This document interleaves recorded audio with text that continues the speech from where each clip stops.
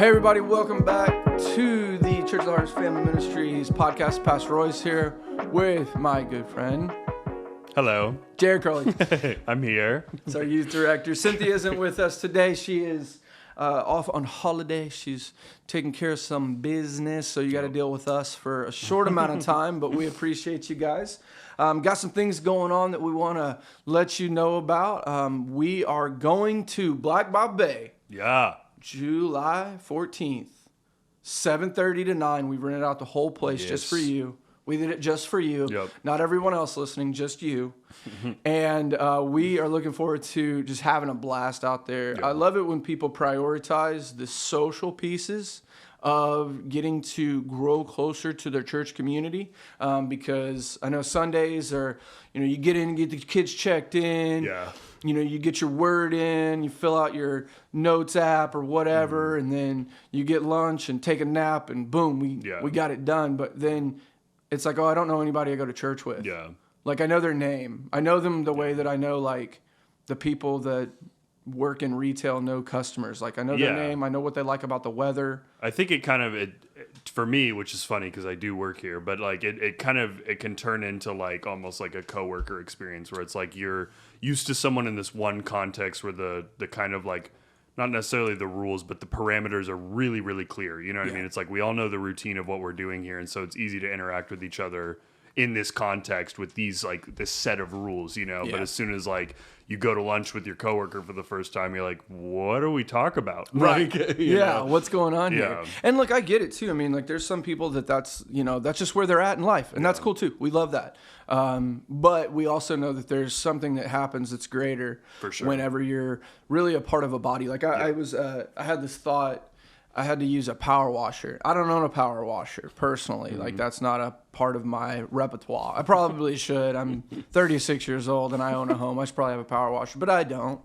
And I reached out to some people in the church that I know, and I knew they had a power washer. I said, hey, can I borrow it? And when I was driving to their house to go pick it up, I was like, this is so cool. Because I remember being a kid, and as a kid, we weren't connected to any community. Like we didn't have anything outside of like some friends that I had on the block, right?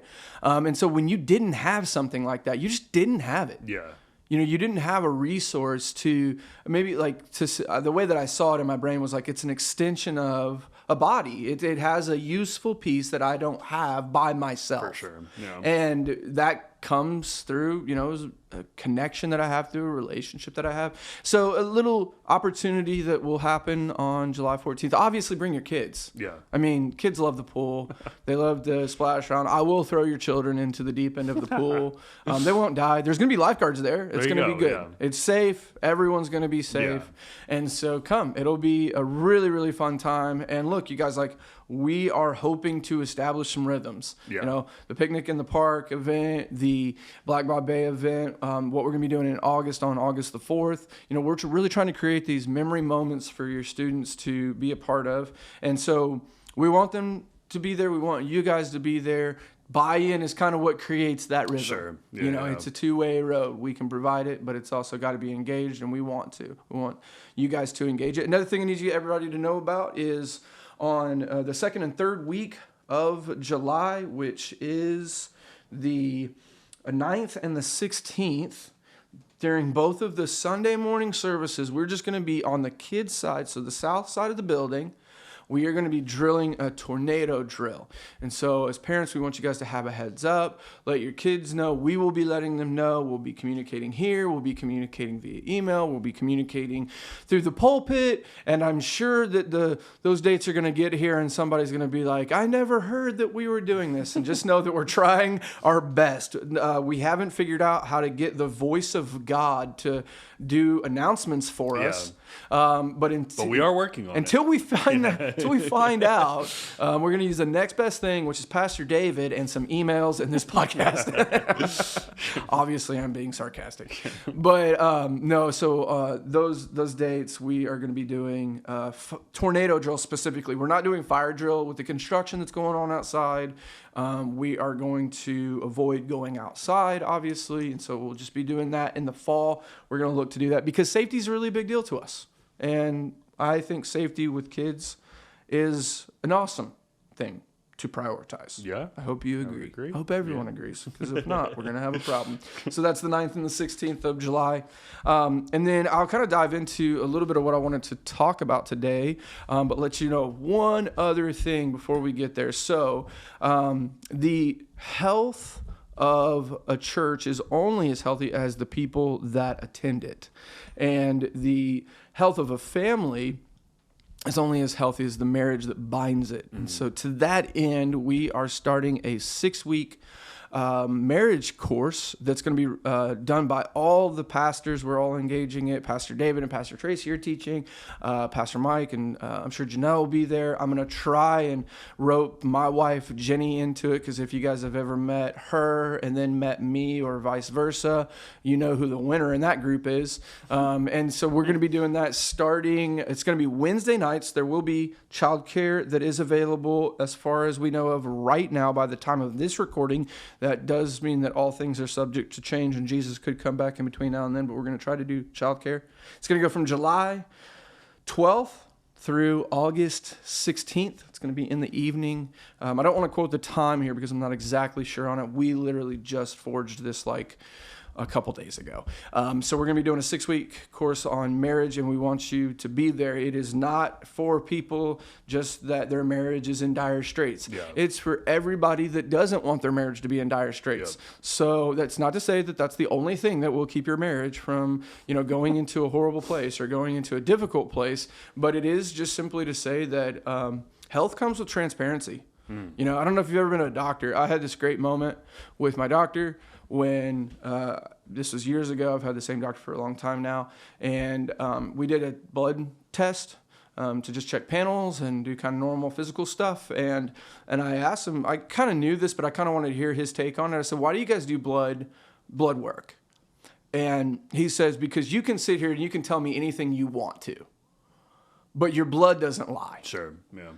And your blood is completely transparent to what is going on in your body, and I can measure the health by the transparency that your blood provides. Now, I could make a really awesome Jesus. Yeah. I'll save that for a sermon somewhere down the road, okay? But for right now, we'll just say that transparency equals health. Yeah, for sure. And then I know that I know people's experiences are people's experiences, and we can't control everyone, but I know this, whenever it comes to the leadership of this church, you can be transparent with us. For sure. We'll love you. We'll meet you exactly where you are, and I don't care where that is, because you guys, they keep letting me in, and they gave me a key a long time ago.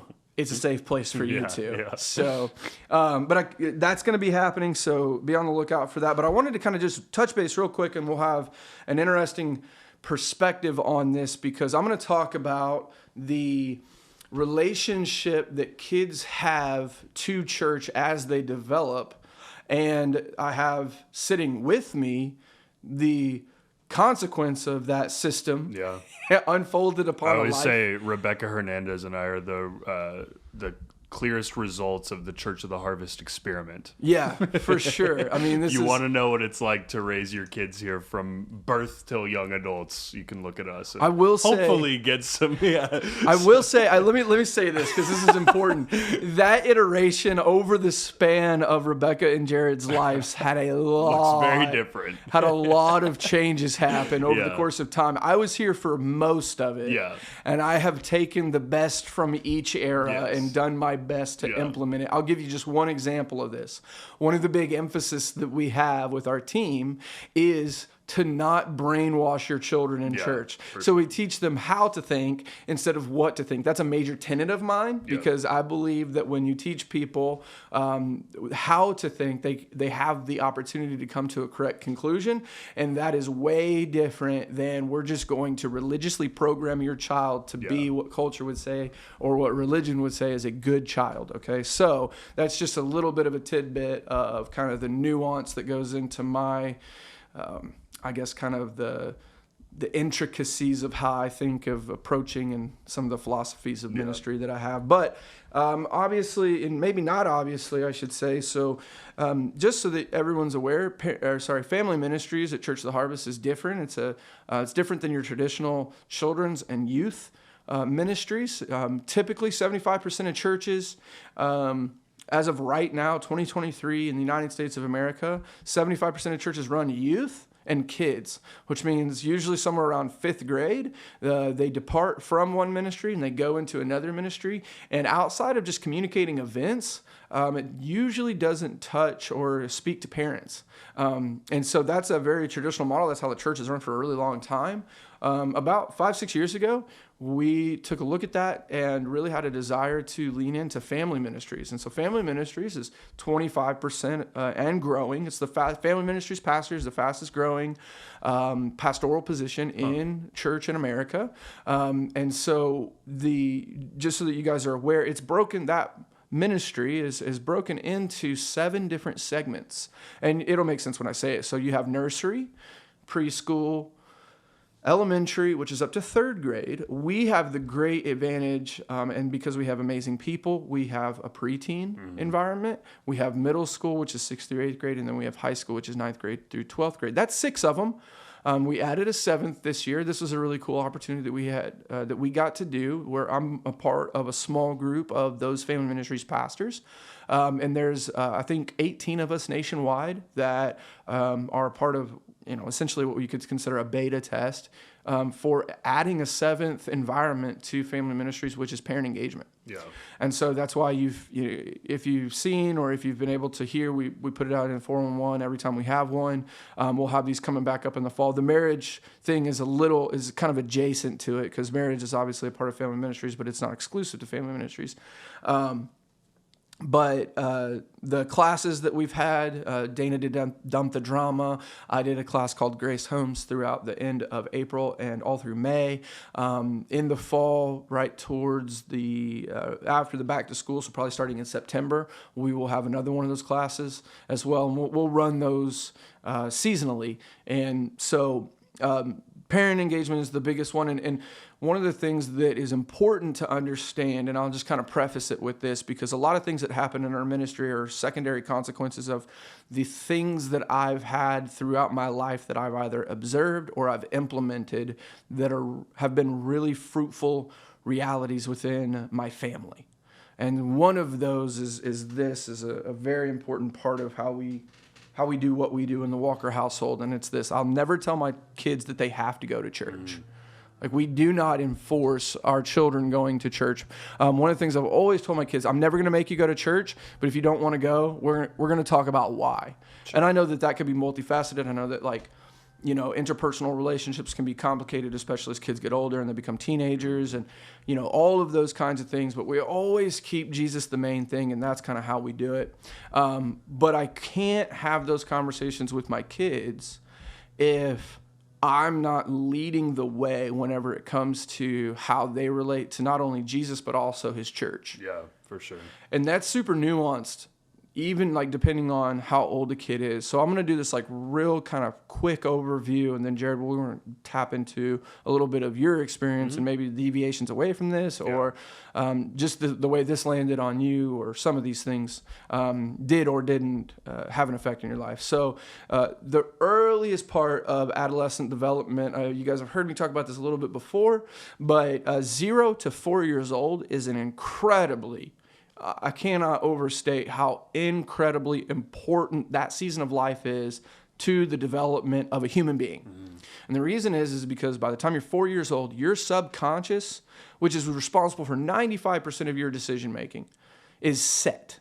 Which means the things that you're afraid of or going to be afraid of, the things that you confront, the things that you don't confront, the things or places rather that you feel safe, the people that you feel safe around, that is all informed in that 0 to 4 years old. And so whenever it comes to church, that season is immensely important. This is why I always contend with people that our nursery is not childcare. And let me just emphasize that significantly. And I know if Cynthia were here, she'd just be shouting amen as lightly as possible, because she doesn't like to be on the podcast all the time.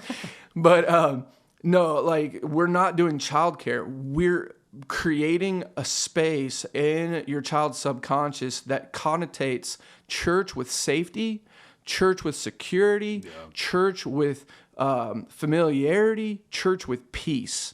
right? So your people who are in that room first service are the people that are in that room for first service. Each week your kid gets the same people. Barring some type of emergent situation, you're going to find those environments are very, very consistent. The same people that are in their second service are the same people that are in their second service. And we're doing that so that your kids can get familiar with those people and go through that very important process of detaching away from you. And I can't overestimate that either. Like, it's so funny to watch new parents that have a baby, especially if it's their first baby. If it's their second baby, they got it. They're like, yeah, my kid's not going to die. They're going to be fine. But like having parents that drop their kid off and just the difficulty that it is for them to just walk away because their kid's screaming, because their kid's never away from them. So it's a stranger danger. This kid's freaking out. And I cannot emphasize how important that is. And by the way, that kid's going to stop freaking out within about 10 to 15 minutes. If you're consistent with that for usually it takes about 8 to 12 weeks, they won't even cry anymore. They've built a familiarity, a basis of familiarity with that individual. They have experiences with those people. They remember things in a different way than the way that we remember things as adults. But they carry that, and all that's happening subconsciously is they're building in this place is safe. These people are safe. This place is safe. These people are safe. That's a big deal to us. And so that's our nursery, even going into our preschool environments. With those preschool kiddos, we're playing with them. We're on the ground with them. We're showing Jesus to them through play, through different mechanisms of relating to them. Our preschool folks that are in that environment are wizards. I mean, people who... this is what they do for their jobs. They have gone through the classes. They understand the psychology of adolescent development. They understand the spiritual nature of development. They are absolutely amazing people. And then we get into elementary. So elementary is the first time that kids are really developing a sense of figuring out community. The hard part about church today, is that kids typically don't go to church who they go to school with. Yeah. And it's hard because effectively they're strangers. That's one of the reasons why frequency and kids' frequency in church is such a big deal. Is because long gone are the days where I can pull off, hey, we're going to do a service on Sunday morning, and then you're going to come back on Sunday night, and you're going to prioritize that, and then you're going to come in on Monday night, and we're going to do a Bible study, and we'll have childcare for your kids, and you're going to come to that too, and then Wednesday we're going to have it again. Like some of you guys, that was your experience growing up, and it was, in a way, it was hard, but in a way, a lot of people who had those experiences, they actually have really positive experiences with that. Because they really grew connected to the kids that they were with and the people that they were with during that season. Culture will not allow me. I mean, there's too many competing factors. There's sports, there's school, there's, we're not even in the school year, and there's no way I could pull something like that off in the summer. It's not from a facilitation or a people resource standpoint. It's from the tolerance of Johnson County, America in 2023 to say we're going to do something every day of the week. Yeah. And families are just like, hey, we love you, but that's optional, beyond optional. Like, it's not doable. We're going to come on Sunday morning. You're welcome. And it's like, hey, cool. We're fine with meeting that in the middle, but let's all understand then that a kid's frequency at church on Sunday morning so that they can have a friend there, so that they can grow in a relationship there, that's going to be super vital. Yeah. Because I don't know if you've ever tried to get a pre-teenage kid, this is 4th and 5th